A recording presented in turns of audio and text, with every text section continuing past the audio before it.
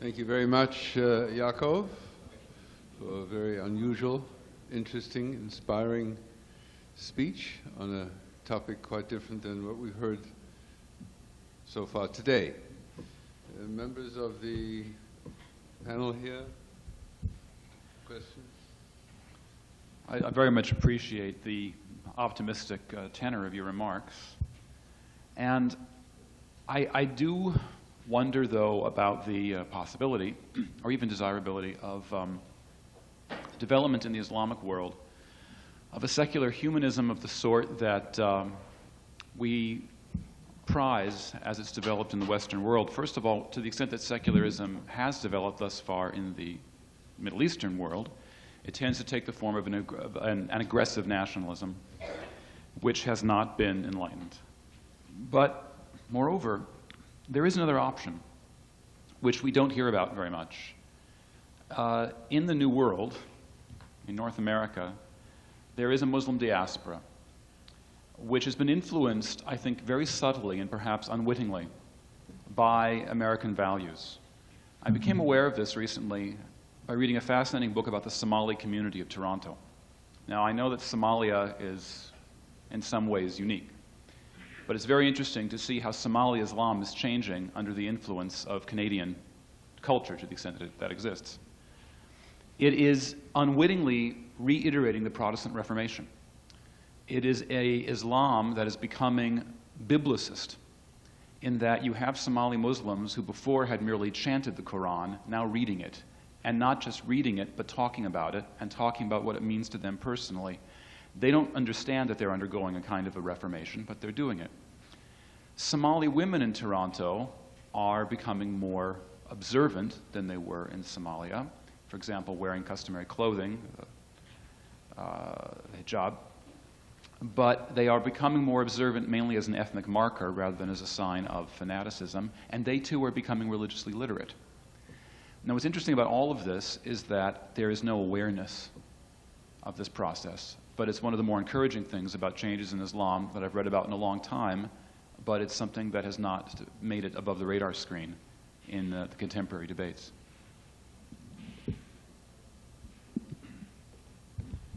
All right.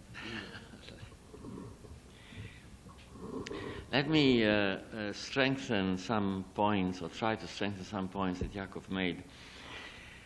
The American policy, to my mind, is totally mistaken. They attack terrorism. You can't defeat terrorism by force of arms, as Yaakov has indicated. There's simply no way to do that. Unless you combine necessary action by force against actual enemies with a tremendous effort. Yaakov called it educational effort. Let me be less gentle and say it's a propagandistic effort. And the propaganda has to be done not by Yaakov and Yehuda. It's got to be done by Muslims. And not by secular humanistic Muslims, because they won't be heard. They won't be listened to. But by anti-radical Muslims who are, again in Yaakov's terminology with which I agree, religious but not empowered, or not seeking empowerment. They want to liberate their religion. Egyptian, an example, just one example, Tariq Hedji.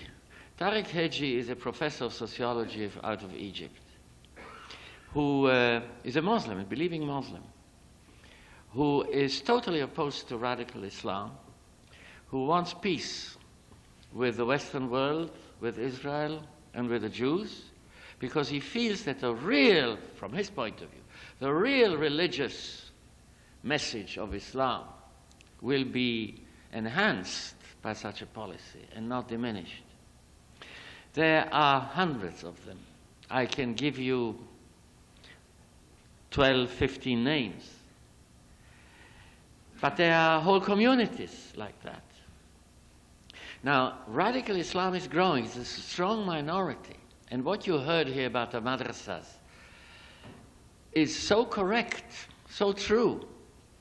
Now, the reason why yeshivas are less dangerous than madrasas is because Jews, fortunately, don't have the power to do what the radical Islamists want to do. If you look at the Bible, at the biblical stories, you've got all the prescriptions for genocide in there. Fortunately, we didn't have the power to do what this particular interpretation of religious beliefs is capable of doing. And so, I too feel, as a secular humanist, I have no quarrel with religion at all, unless it wants to force things down people's throats, unless it wants to become a secular power. And so when we talk about Arabs, and Arabs in Israel, Palestine, the only times that I normally speak about that is in Birmingham Temple.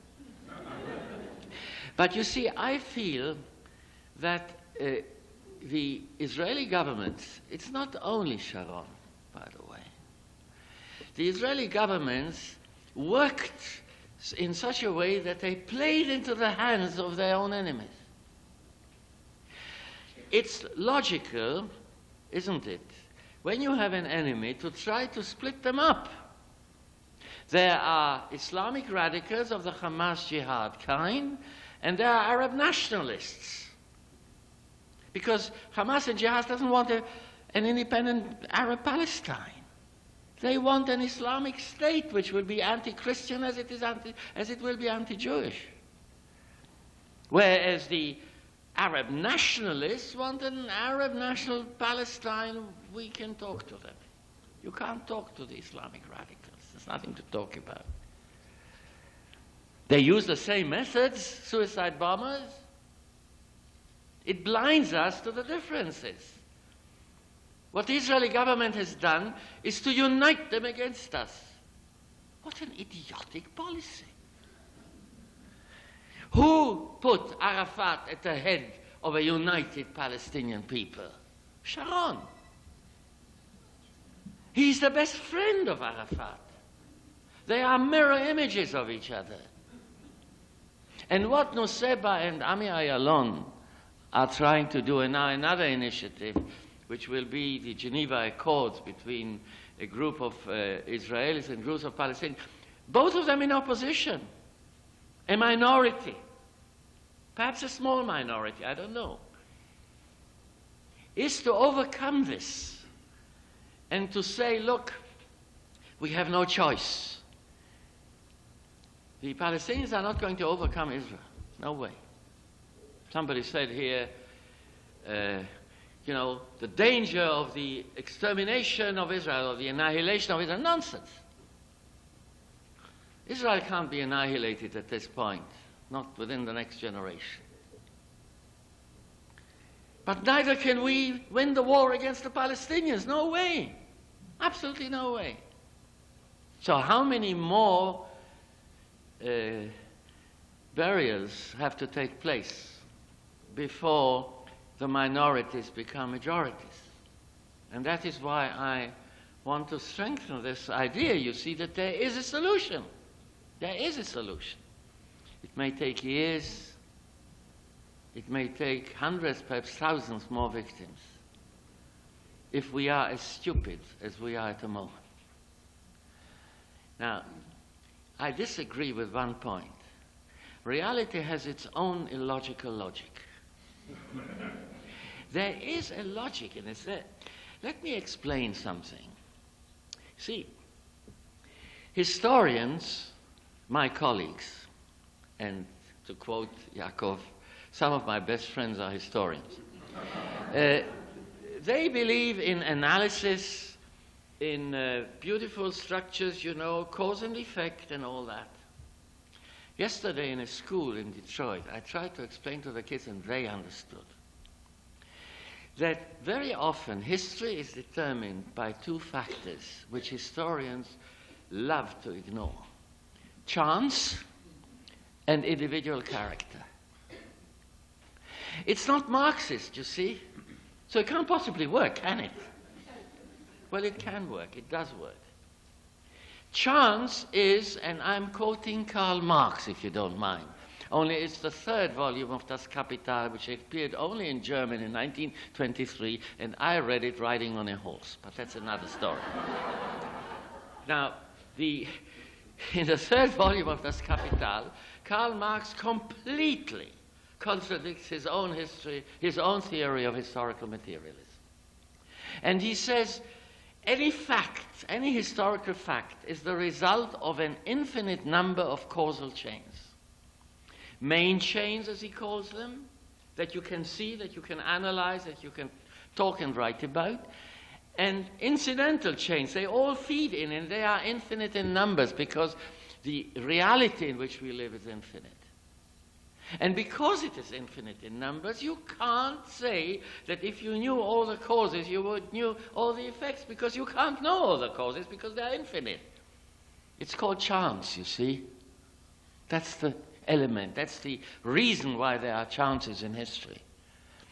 If somebody had dropped a brick on the head of Lenin as he was walking from the Finland station to the Smolny Institute in Moscow in 1917, history in Russia would probably have looked quite different. If somebody had dropped a similar brick on the head of Adolf at some point while he was in Munich, or if some of these shootings, the Bavarian police in 1923 in the November Putsch, they killed a lot of the protesters and Hitler was marching in the front line. They missed him. They missed him. How stupid of them. Had they shot right, I don't know what would have happened, it would have been different. Okay? So there's a chance there. Is Sari Nusseibeh and Ami Ayalon a chance encounter with reality? Possibly. And I would like to say, as a professional historian, that historians should consider these elements. There is one more point I wanted to say. I told it to Derek Pensline in the interval. In the end I decided to make it my comment public. You mentioned that declaration by somebody, and I read it in a British paper, exactly the same thing, that Israel is a mistake. It costs too much, too many Arab lives, too many problems for the international community. It should be abolished.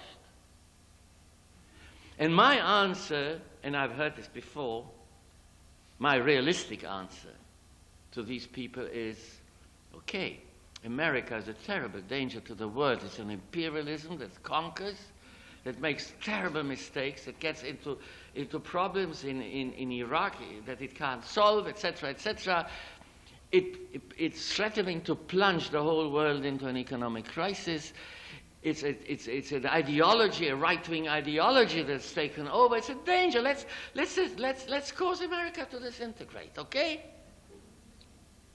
Let's send some terrorists to America to blow things up. And then we'll dissolve America. If you want to dissolve Israel, dissolve America first.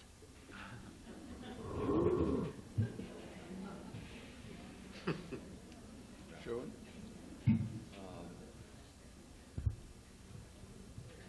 We live in a city which has the largest Arab community in North America.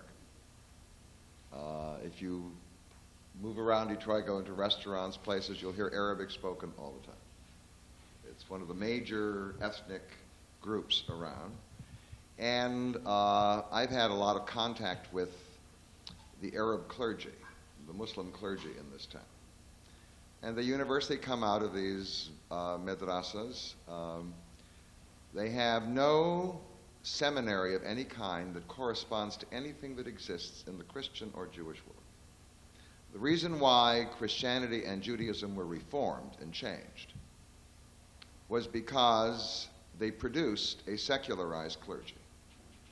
And unless you reach the clergy, you can't solve the problem of the madrasas, because they're the ones who teach in the madrasas. So you first of all have to create a school. And it most likely won't be created in the Muslim world.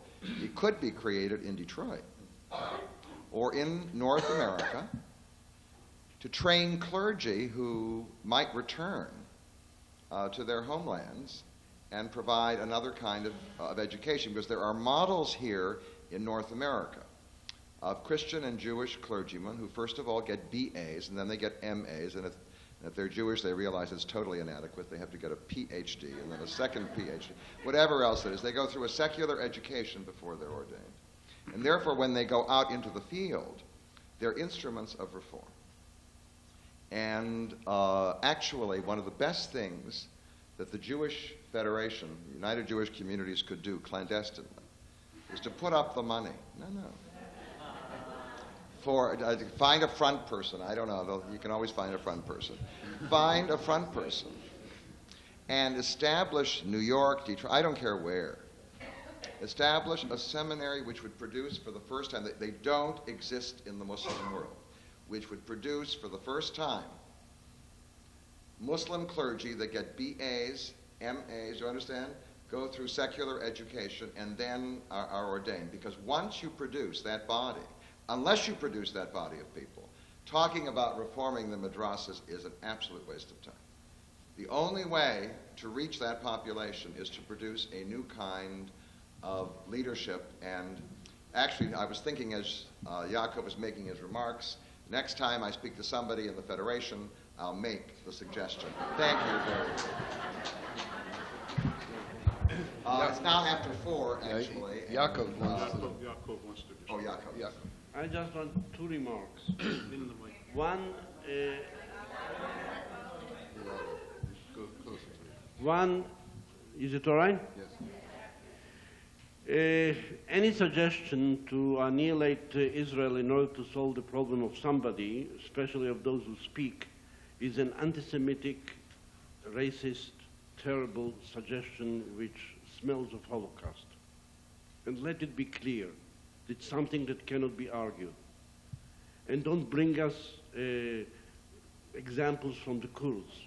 The Kurds should also have a state, though they are dispersed in 3 countries, and if it will cause some trouble in the Middle East, let it cause some trouble in the Middle East. There is no reason in the world to talk about the price of Israel. Israel is not a price, Israel is not a commodity, Israel is not for sale.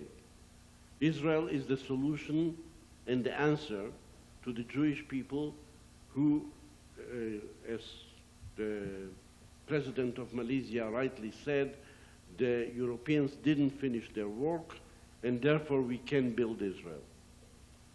They didn't finish their work, and what he actually said was a cry of impotence, a cry of failure. They failed.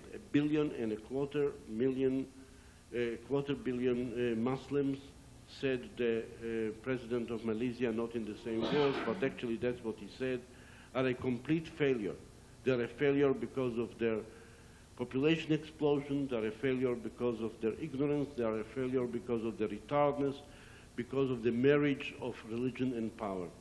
And this is something that Israel should not pay, and nobody should suggest it even. And the other thing about what Sherwin says, I'm sure that he's right, that the system is to work to the clergy. I'm also sure that it's possible. I don't believe that the Jewish Federation should do it.